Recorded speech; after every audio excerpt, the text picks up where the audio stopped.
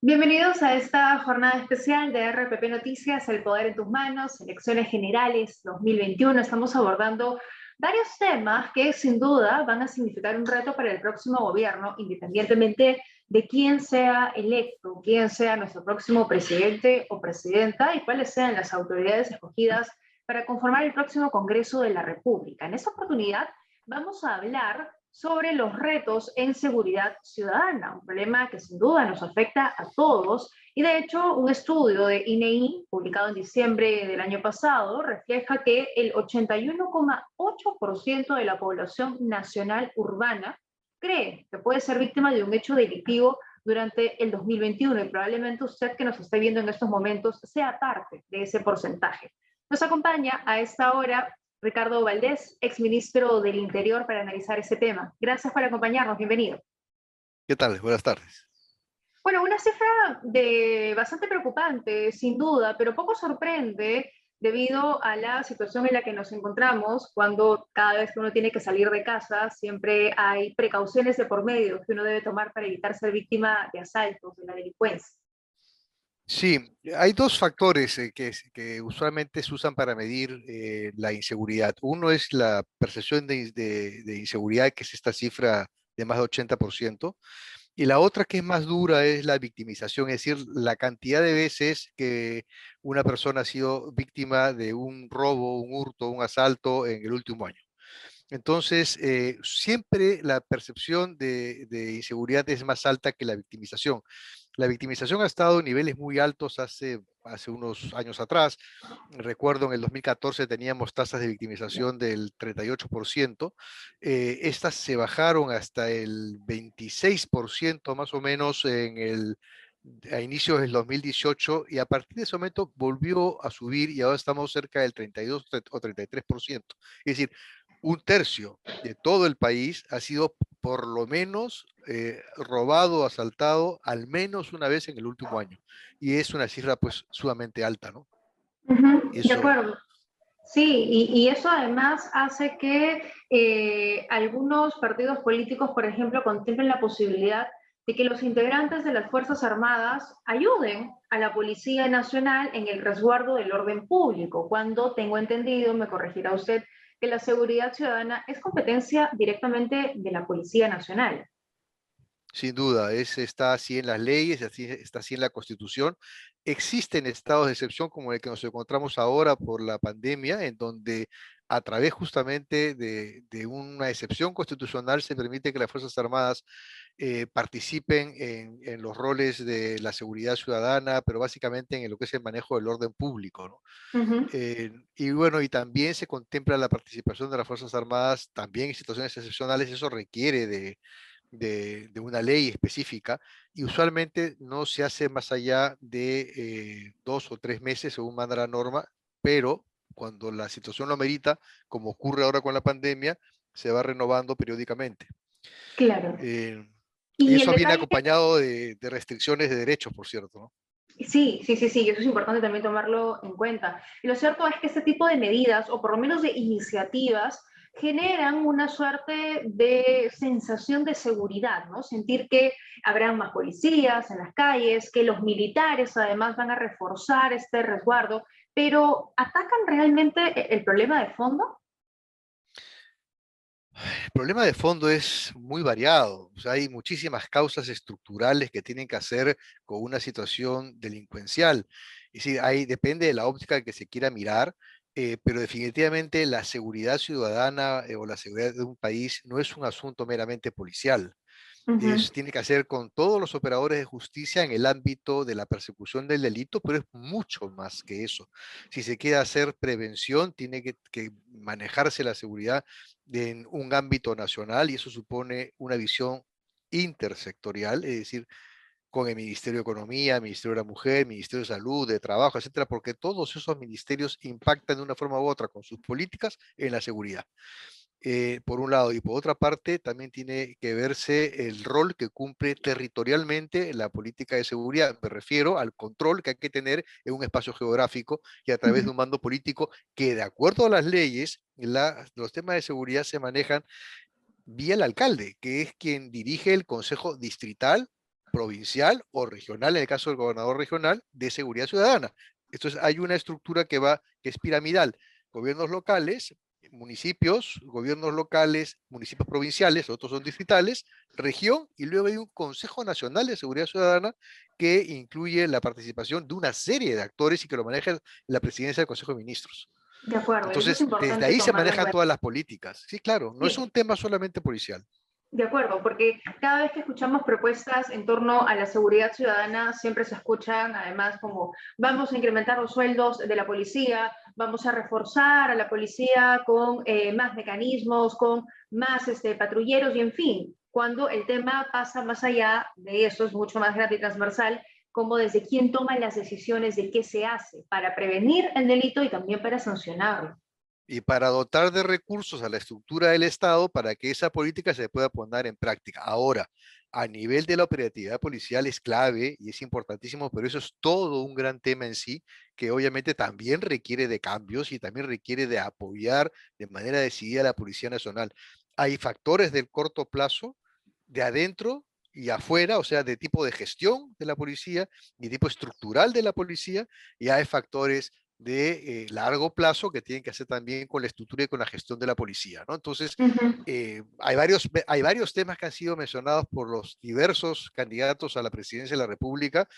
Creo yo que si los listara toditos, podríamos tener una, un acercamiento bastante interesante de lo que se podría hacer en la operatividad policial. Pero sí lo que he encontrado es un gran vacío a nivel del cómo hacer las cosas y cuánto me va a costar, con qué Ya. recursos lo voy a hacer. Hay un largo listado de temas de gestión o estructurales, ¿no? De corto o mediano plazo, ni siquiera llegan a largo plazo. Y eso, sí, es interesante. Y ese creo que va a ser, a mi modo de ver, el principal reto del presidente de la República que salga electo en la segunda vuelta, ¿no? Claro, y ese es un tema general, no solo en las políticas de seguridad ciudadana, sino en muchas otras, cuando se plantea la iniciativa, pero no se explica bien cuál es la ruta y de dónde se va a sacar el dinero finalmente para poder financiar esta iniciativa que es atractiva hacia la población. ¿Cómo ve usted finalmente, en términos políticos, de que estas medidas a corto y largo plazo se puedan aplicar independientemente de quién sea el próximo presidente o presidenta, y sobre todo con lo que parece ser tendremos un Congreso fragmentado? Sí, el tema de seguridad es un tema que va a requerir de consenso sí o sí, porque tenemos un inconveniente adicional. La pandemia va a continuar y los recursos del Estado van a dirigirse a salvar vidas como consecuencia de la pandemia. Entonces va a haber que ser un tanto creativos para efectos de generar recursos que permitan abordar los temas de seguridad. Uh Y -huh. obviamente ahí hay un aspecto para mencionar rápidamente, quien asuma la presidencia tiene que tener un equipo técnico que realmente actúe en consenso y que pueda poner en blanco y negro las principales medidas de seguridad, listarlas, buscar el consenso político y a su vez en paralelo ver cómo se van a financiar. Hay algunas ideas, o sea, en realidad yo creo que va a haber que echarle mano, sí o sí, a diversos normas que ya existen o recursos que están dando vueltas.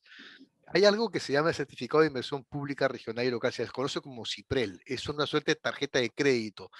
Cada distrito y cada provincia del país tiene un dinero asignado para obras, para inversión, diversa inversión, en donde se incluye la seguridad.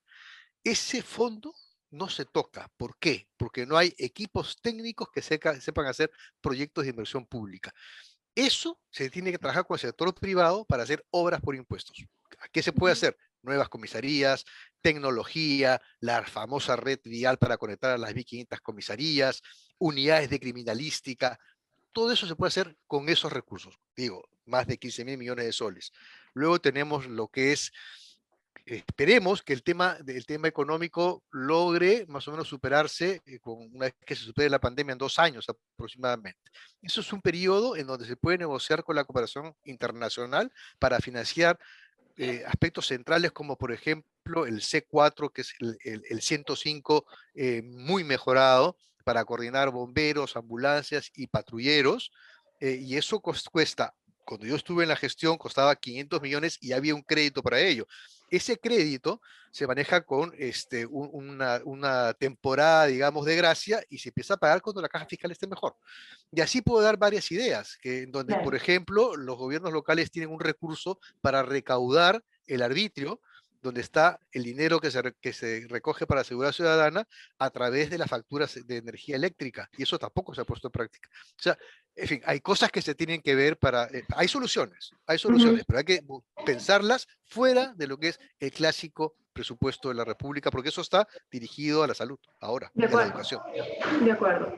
Sí, sí, sí. Y algunos presupuestos que no se toman en cuenta o que por ahí que no los tenemos tan claros y pensamos que todo tiene que salir del Ministerio del Interior.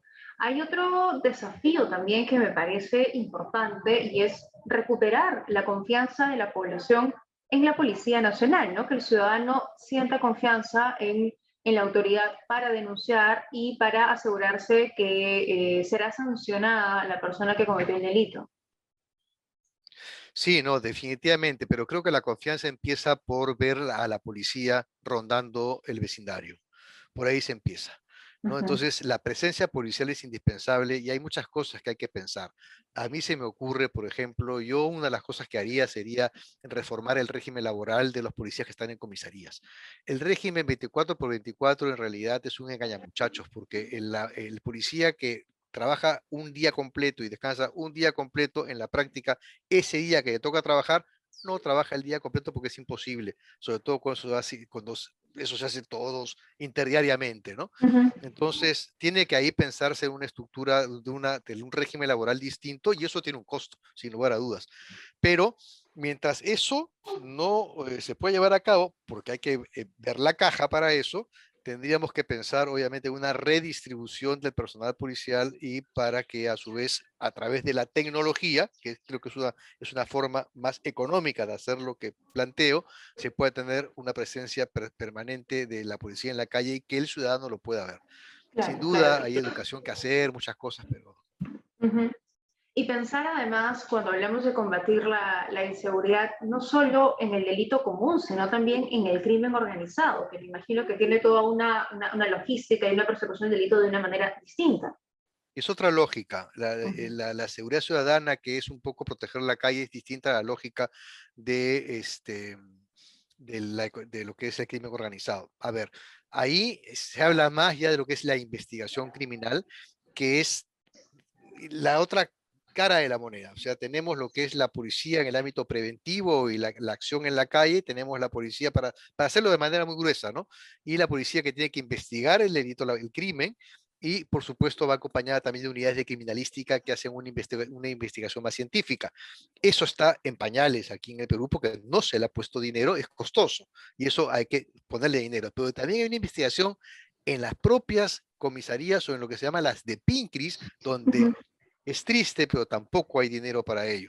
Entonces hay que invertir en eso y a partir de ese ejercicio se va generando la confianza y se va encontrando las pistas para llegar ya a la parte mucho más alta de la criminalidad organizada. Hay un problema adicional.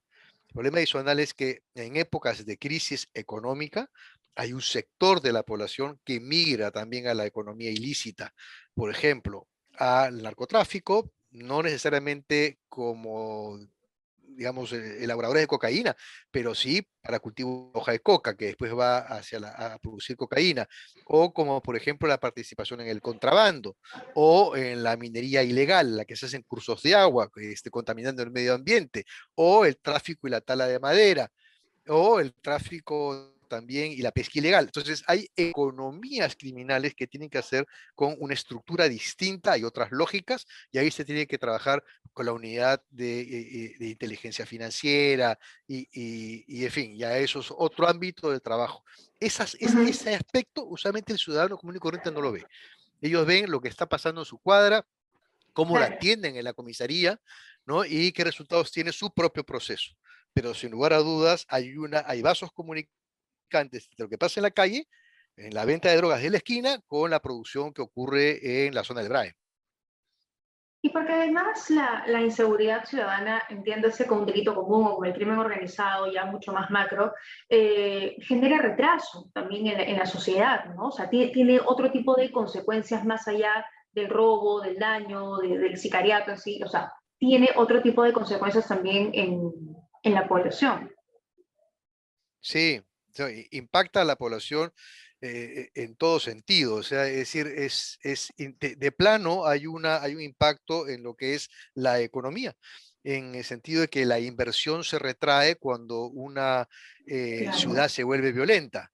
¿No? La inversión dice, mejor ahí no me meto, porque además me van a extorsionar, pues, me pueden matar en el camino, etcétera. Entonces, tiene un impacto económico muy fuerte en la retracción de la economía. Y lo otro es, aunque parezca jalado de los pelos, pero estamos hoy día en época electoral, es la posición ideológica que se va a poner en práctica a partir del 28 de julio, porque eso también impacta de manera directa en las nociones de seguridad. ¿En qué sentido? Si no es un grupo que plantee realmente de manera clara un proceso de reactivación económica acompañado obviamente de una reactivación sanitaria, si este grupo político no tiene una visión clara sobre eso y favorece de alguna manera que se produzca una situación de estabilidad y tranquilidad, lo que va a ocurrir, si es lo contrario, entonces esa inversión no va a llegar o va a tardar en llegar. Y el problema se va a mantener porque no va a haber recursos para enfrentarlo. Y allá hay otro impacto también, porque eso va a generar una suerte de círculo negativo, de círculo vicioso. Mayor falta de inversión, menor trabajo, mayor desempleo, la gente va a empezar a migrar a fórmulas delincuenciales. Entonces se produce un círculo vicioso que va creciendo cual bola de nieve y va a llegar un momento que la cosa se puede tornar inmanejable, ¿no? De acuerdo. Retos importantes que va a tener que asumir el próximo gobierno, insistimos, independientemente de quién salga electo en esta oportunidad, pero que sí tiene que tomar en cuenta esas recomendaciones, sobre todo para reducir, por un lado, esta percepción de inseguridad y también de los crímenes y los delitos que se vienen cometiendo en el país. Un gusto haber conversado con usted, señor Valdés, esta tarde. Un gusto también. Hasta pronto. Muy bien, nosotros nos reencontramos más adelante, quédense en la programación especial de RPP. Chao.